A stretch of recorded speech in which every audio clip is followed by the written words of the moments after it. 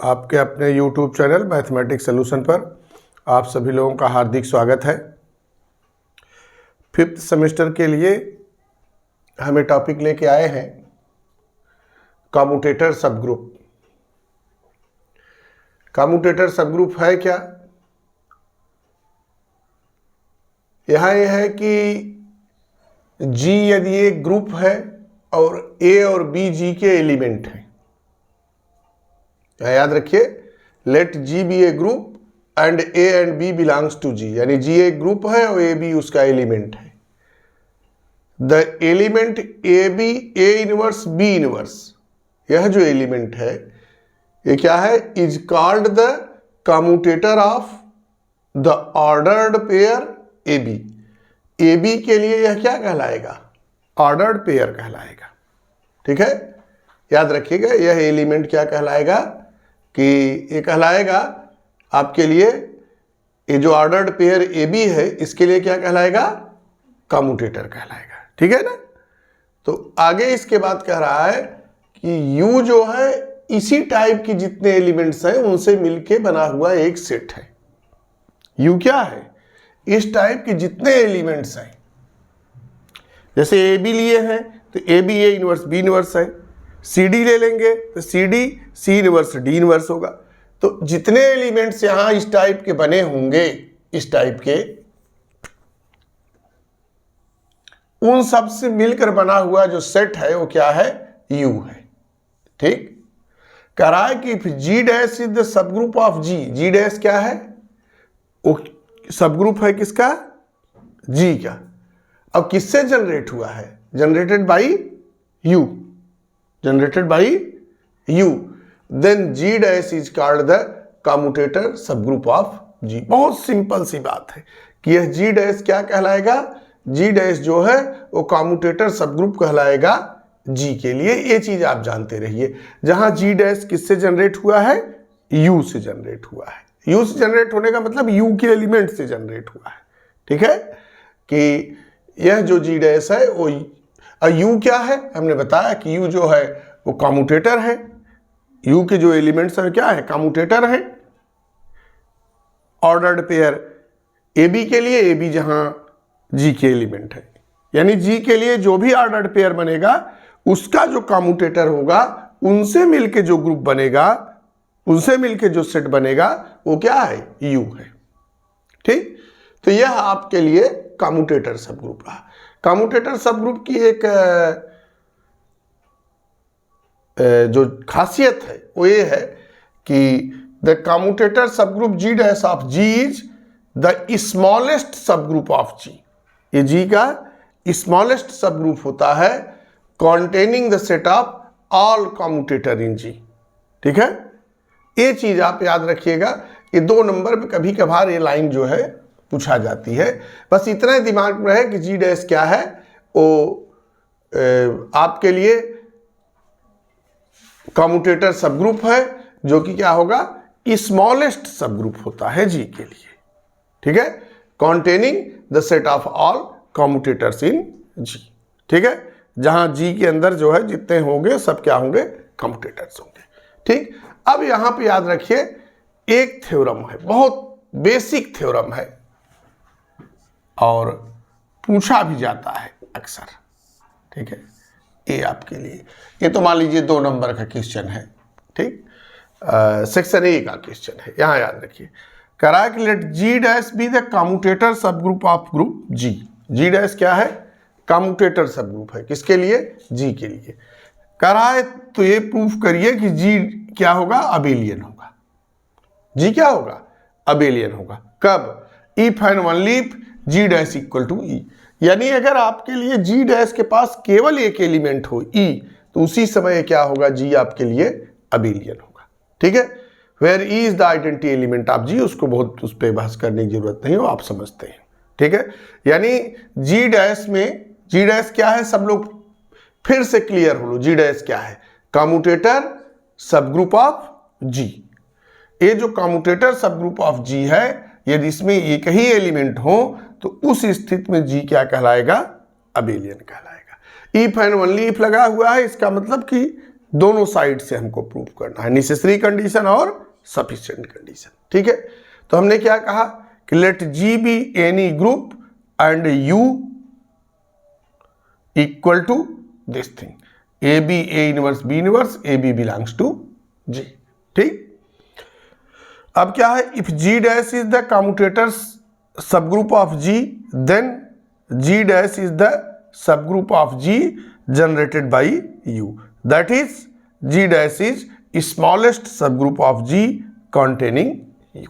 बस वही जो चीज डेफिनेशन में थी वही उठा के रख दिया गया है। अब वही कंसीडर भी किए हैं कि जी क्या है, कोई ग्रुप है, और यू क्या है, एक सेट है जो कि जिसके एलिमेंट्स कैसे हैं, A B A inverse B inverse, जहां ए बी क्या है, जी के एलिमेंट है, जो कम्यूटेटर ऑफ और यानी इन्हीं ये जो ए बी है जब ये ऑर्डर्ड पेयर के रूप में होते हैं तो इन्हीं से कम्यूटेटर बनते हैं, या वो कम्यूटेटर्स कहलाते हैं। ए एलिमेंट्स ए बी के लिए ये जो एलिमेंट्स हैं क्या कहलाएंगे, या एलिमेंट क्या कहलाएगा, एक कम्यूटेटर कहलाएगा, किसका, ऑर्डर्ड पेयर ए बी के लिए। ठीक है, अब यहां याद रखिए तो जी डैश आपको मालूम ही है कि क्या है, कम्यूटेटर सबग्रुप है जी के लिए। जी डैश क्या होगा, G dash is the subgroup of G generated by U, और इसमें क्या होगा, यही स्मॉलेस्ट सबग्रुप होगा, स्मॉलेस्ट सबग्रुप ऑफ जी होगा कॉन्टेनिंग यू। यू का मतलब कि एक कम्यूटेटर से जनरेट है। ठीक है, अब यहां एक चीज देखिए, सबसे पहले क्या मान रहे हैं कि जी को अबेलियन मान ले, यह दिखा दें जी डैश इक्वल टू ई। ठीक, फिर क्या हम करेंगे, जी डैश इक्वल टू ई मानेंगे और जी को क्या दिखाएंगे, अबेलियन। देखिए जी अगर अबेलियन है तो क्या स्थिति होगी, A B A inverse B inverse A किसके बराबर हो जाएगा, इसको लिख सकते हैं कि ए बी, देखिए A B B inverse A inverse. अब आप कहेंगे यह कैसे हो गया, आप पढ़ के आए हैं ये चीज, ठीक है, ये आप पढ़े हैं, कोई अलग से नहीं है, आप पढ़े हैं इस चीज को कि ए इनवर्स बी इनवर्स क्या होगा। अगर उसको आप देखिए, ए दोनों किसके एलिमेंट हैं, ग्रुप के एलिमेंट हैं, वो कम्यूटेटिव लॉ को होल्ड करता है अगर अबेलियन है तो, यही ना भाई। अगर ए जी का एलिमेंट है तो ए इनवर्स भी जी का एलिमेंट है, बी जी का एलिमेंट है तो बी इनवर्स भी जी का एलिमेंट है। अब कह रहा है जी क्या है, अबेलियन है, तो वो क्या है, कम्यूटेटिव लॉ को होल्ड करेगा। इसलिए आप क्या लिख कह सकते हैं कि ए इनवर्स बी इनवर्स को बी इनवर्स ए इनवर्स कह सकते हैं। अच्छा, बी और बी इनवर्स किसके बराबर हुआ, आइडेंटिटी के, ई के। ठीक, अब क्या बचा, ए ए इनवर्स, और ए ए इनवर्स किसके बराबर हो गया, ई के।